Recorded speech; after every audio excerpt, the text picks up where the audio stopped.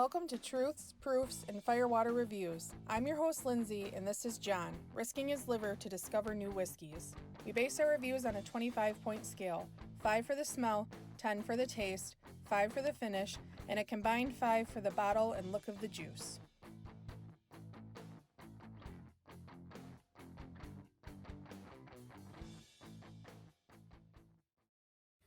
What you got there? Whiskey. Not sure how I feel about it. Oh, okay. Yeah, what are you giving me in this? This came out of the box of what, 24 samples that you set out for me? Because I don't have much time, so I just do it when I get to them. So right away I get a malty nose. I'm not loving that. It smells like a scotch. Not really like an Irish malty type of nose. It has a nice berry, like raspberry. Get a little honey. Sweet floral. A nice like imitation artificial vanilla. Okay. It's interesting, but I tried to dig for a while. That's all I could get. I gave it a 3.75. It smells decent. Okay. I just don't love malty noses. We're just gonna zoom through this. Keep on going. Fireworks over there are rooting you on. Yeah, we decided to record on 4th of July weekend, so might as well. you might hear little booms. Some booming. Yeah, the palate's malty.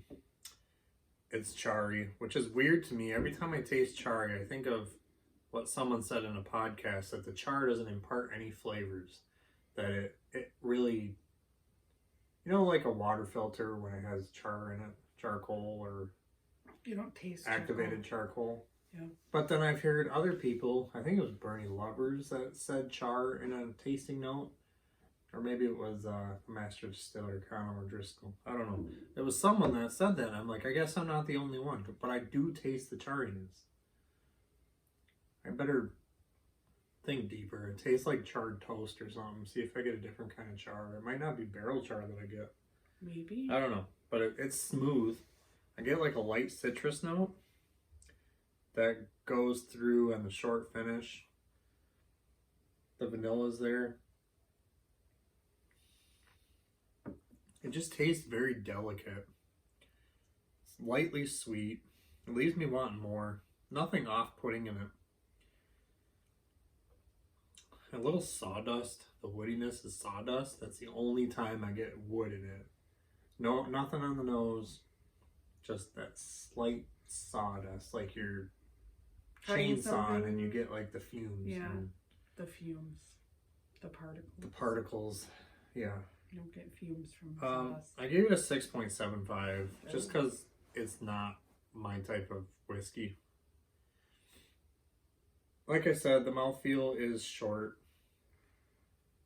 It is silky, which is probably my favorite thing about this whiskey, the mouthfeel.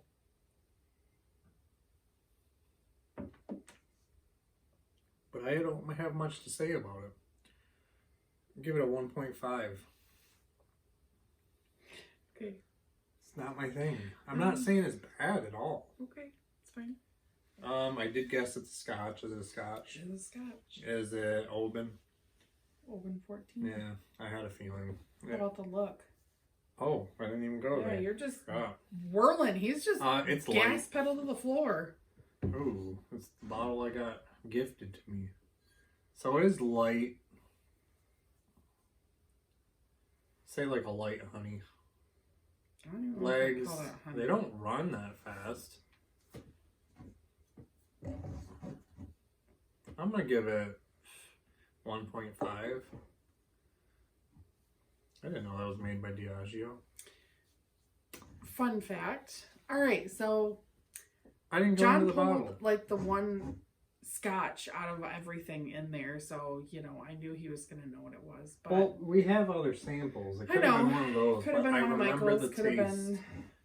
So I'm gonna give the bottle a 1.5. It is a little classy, but it's kind of boring. What does that bring my score to? What'd you give the look? I think a 1.5. I could be wrong. I don't remember. Let's look at it. Yeah, I'd give it a 1.5. I like the legs, not the color. What does that give me? I haven't rated anything that low in a while. And the ones I do rate down there, I don't like. I don't mind this one. It's just not my thing. Okay, well, I'm not a huge... Scotch is really easy to find stuff on because all of them are really old and they have their history with them. Yeah. I'm on Whiskey Wash. It's a site that I use frequently. They have a lot of good information and they usually have a lot of like in-depth information. So I'm just going to read a quick little thing about Oban. So it's tucked away in a charming tourist town on the western edge of the Scottish Highlands. The distillery is one of the oldest and smallest Scotch distilleries. It was founded in 1794 and that was even before the town of Oban existed. Oban. It's Oban? I-N. Oban? It says A-N on it, but they pronounce it I-N. And so it passed through several sets of hands, obviously being from 1794. At one point, it was even owned by the ill-fated Patterson brothers, who are the infamous instigators of the eponymous catastrophic whiskey industry crash in the late 1800s. That's a different story. They endured 2 different episodes of mothballing, once from 1931 to 37, and again from 1969 to 1972. Mothballing? I'm not sure what that means. And then eventually made its way into the hands of Diageo. I wonder if it means passed back and forth to people. I'm assuming. Yeah, Diageo's had it for a while then. I didn't know they were around that long. So they've had it for a while. And this is their flagship. So this is their general generic offering. But, so I confiscated another one when he decided to do this. I think it'll be better. Oh? Yeah. It is a Scotch. This is a sample from our good friend Michael. And I did a little bit of research on it, and I thought that it would be a good pairing with this one. So, why not kill 2 birds with 1 stone? So a blind and a not so blind? A blind and a not so blind. I can tell you right away it smells way better. Oh, well. The maltiness is very low on it. Some nice vanilla. Is this like a blind review, or are you going to tell me what it is? I'll tell you eventually. It's a 12-year. Oh. It's 86 proof. It is finished in sherry casks. So it's aged for 12 years. This one has some like finishing smells, like fruity, candy fruits. And it's only finished in sherry cask for 2 months. Oh. Yeah, which is kind of weird to me. Color is quite a bit, just a shade darker. A shade darker, not too much. This has more like caramels, like a light, creamier caramel. Okay. The fruitiness is like a soaked raisin, maybe, or like a not all the way dried raisin. I don't know what that would be. Well, raisins are or like a rehydrated raisin. So no, it doesn't taste like. It doesn't smell like grape. I'm just saying they're dehydrated grapes. So if you rehydrate them, they have a different smell than. It's significantly better smelling. I can tell you that. It smells really good. Okay. I'd give that like a 4. 4 and 2.5. Rapid fire. Let's go, John.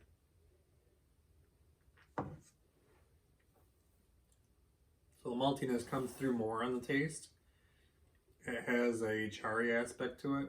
It has more of a spice. There's a little bit of black pepper on the tip of my tongue. A little bitter. I can taste more wood note to it. But it's not strong. It's got like a vanilla pudding type of taste to it. I don't know what gives pudding that flavor. The flavoring? Usually. Well, that's what it tastes like. That's good. I don't really get the sherry on the taste. That's weird, because sherry's usually pretty dominant, but only 2 months. Yeah. I mean... I heard something interesting about wine barrels. So they can't leave wine in the barrel. They dry them out first, because if they leave wine in the barrel and then send it to whiskey, it turns to like vinegar and it throws the whole whiskey off. So I don't know, is it sulfur that they add? I think There's sulfates in wine, so sulfur. They have to add it so it doesn't turn, but then that affects the whiskey. So they have to. I don't know what they do to end up getting into the whiskey, but I know some whiskeys do dry barrels, some do like wet with a little bit in it still. That's complicated. Yeah, I heard all that today on Bourbon with Friends. It's a good podcast. Someone has time to listen to podcasts because it's at work. not me. I don't get to deal with anybody. Yeah, well, that's great for you. The finish. What do you give the taste? Rapid review. 7.25. It's good, but it's not. Still not my thing, but it is better. Finish. It's a touch longer, but it's not long. The It vanilla smells stays way better. through. I kind of get some of the fruitiness on the finish. Can't nail down what it is. Flintstones vitamins. I don't get smell. that. You always get that now. No, You get that in Scotch a lot for some I reason. get it in Finnish scotches. Do you know the price on this one? $45, I think. What? And this one's like 80, 90. I'd definitely pass this up for that. But this one I don't think is sherry finished. It is not. Okay, you gonna tell me what it is? Let's see. Switch it up. It's if Lindsey can pronounce those Scotch great. names. Balvenie, 12-year DoubleWood. I'm gonna say it's Balvenie. Balvenie. Balvenie. Oh, great. I don't know if either one of us got that. So that's a sample from Michael then. Yes, it is. 43 ABV. Balvenie has been on the list of something I want to try. I'm pretty sure they have like a sample pack that we need to get to. Pretty sure. You gonna do pronunciation? Oh yeah, I'm gonna do it because I know I slaughtered that.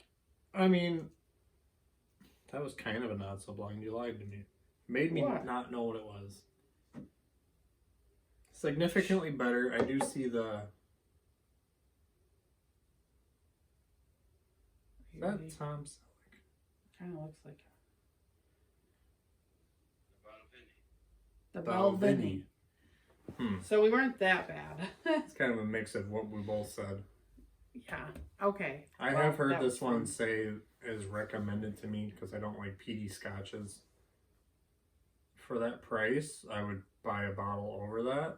Oh. I'm not mad about it because this one was gifted to me from my boss, but it's more of like if Ben comes over, I'll sip it with him and have scotch, but not something I go towards. I'll finish this one tonight. It's better. Well, there you go. What does the bottle look like on that one? Oh, Is it a good bottle? let me look it up. Hold on. Well, let's just have some dead air segments. Yeah, we do good at that. Oh, yeah. Well, it's kind of... It comes in a canister, but I guess it gets a little bit better. Oh golly. Sorry guys, there's none that have a black background, so you get and you get it on this janky iPhone. It's short and stubby.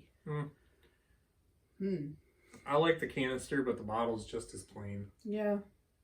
It's I got the would nice try. little whiskeys I would and try stuff, some of their but higher aged. I bet you they got some good stuff. I feel like they might. But Glen Farkless is right now my current Scotch to beat because that one is my favorite so far. Along with that Glenlivet 18 that I had. That Glenlivet 18, I could take a bottle Glenlivet of that by 15 myself. is still probably my favorite though. I don't think I've had anything. For the price, I'm still as- going for that Glen Farkless first. I'm still going for that Glenlivet. That Glenlivet 18 was so good.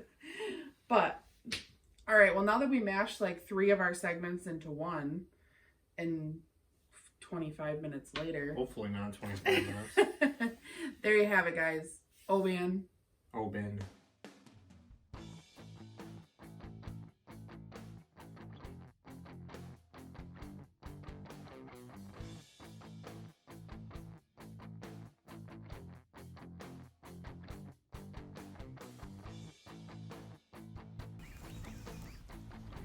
So that wraps up this review.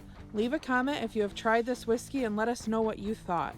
Please like and share us to social media, subscribe to our channel, and don't forget to leave a suggestion for our next review. Thanks for watching.